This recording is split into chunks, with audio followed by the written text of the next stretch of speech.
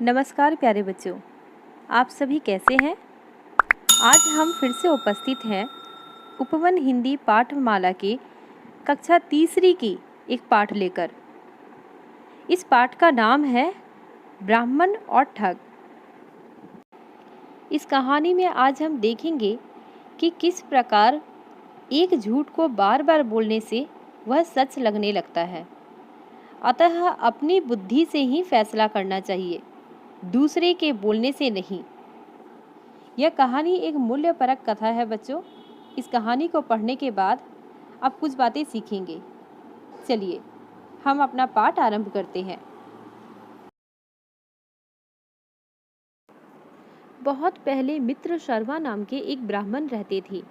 वे निर्धन थे तथा भिक्षा मांगकर अपना और अपने परिवार का भरण पोषण करते थे। भरण पोषण मतलब होता है बच्चों पालन पोषण करना, देखभाल करना। एक दिन किसी व्यापारी ने उनको एक बकरी का बच्चा दान दिया ताकि वे उसे पालकर उससे निकले अनेक बच्चे बेचकर अपना जीवन यापन कर सके। मित्र शर्मा बकरी को कंधे पर लादकर अपने घर जा रहे थे। रास्ते में उसे 3 ठग मिले। वे ब्राह्मण से बकरी का बच्चा हड़पना चाहते थे। हड़पना मतलब बच्चों छीनना।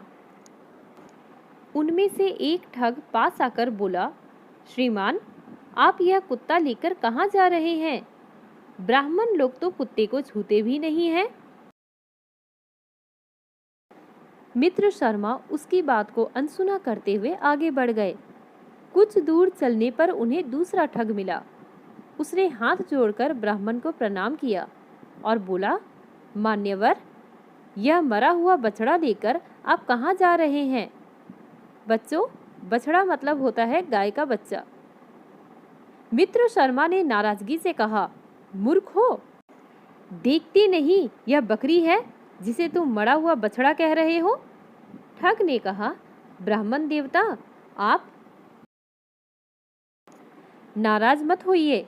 मैंने जो देखा वही आपको बताया, बाकी जैसी आपकी इच्छा वैसा कीजिए। मित्र शर्मा और आगे बढ़ चले। उन्होंने थोड़ी दूर जाकर बकरी के बच्चे को कंधे से उतारकर देखा और यह बकरी ही है। यह आश्वस्त होने पर वह अपने रास्ते चले जा रहे थे कि तीसरा ठग उनके सामने आकर खड़ा हो गया। बच्चों, आश्वस्त मतलब होता है कंफर्म होना या फिर श्योर होना।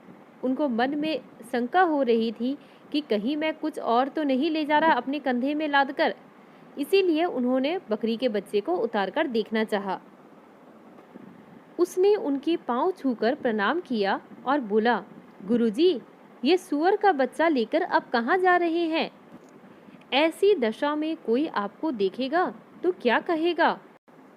आपने इसके बारे में सोचा है कि लोग आपको प्रणाम करके आपसे आशीर्वाद लेते हैं।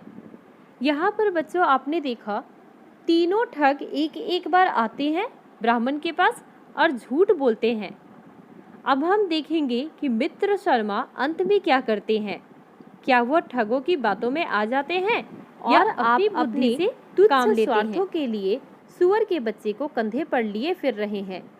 तुच्छ मतलब बच्चों छोटा। मुझे भी जल्दी से घर जाकर स्नान करना होगा। मित्र शर्मा का सब्र अब जवाब दे चुका था। सब्र मतलब बच्चों धैर्य, पेशेंस। उन्होंने थोड़ी दूर जंगल के पास जाकर बकरी के बच्चे को कंधे से नीचे उतार दिया। उन्होंने सोचा, हो ना हो यह कोई दुरात्मा है। दुरात्मा मतलब बुरी आत्मा। यह क्षण क्षण अपना स्वरूप बदल रही है, इसीलिए इसे यही छोड़ देना चाहिए। ऐसा सोचकर उन्होंने उसे वही छोड़ दिया और घर चले गए। उधर वे तीनों ठग दूर से उनका पीछा कर रहे थे। उन्होंने बकरी के बच्चे को पकड़ लिया और हंसते हंसते अपने घर की ओर चल दिए। बच्चों, यहाँ पर यह पाठ समाप्त होता है। इस पाठ में हमने सीखा कि हमें दूसरे की बातों में नहीं आना चाहिए और अपनी बुद्धि और सूझबूझ से फैसला लेना चाहिए। आशा करती हूँ आपको यह पाठ अच्छे से समझ में आ गया होगा। हम मिलते हैं अपने अगले वीडियो में। तब तक के लिए धन्यवाद।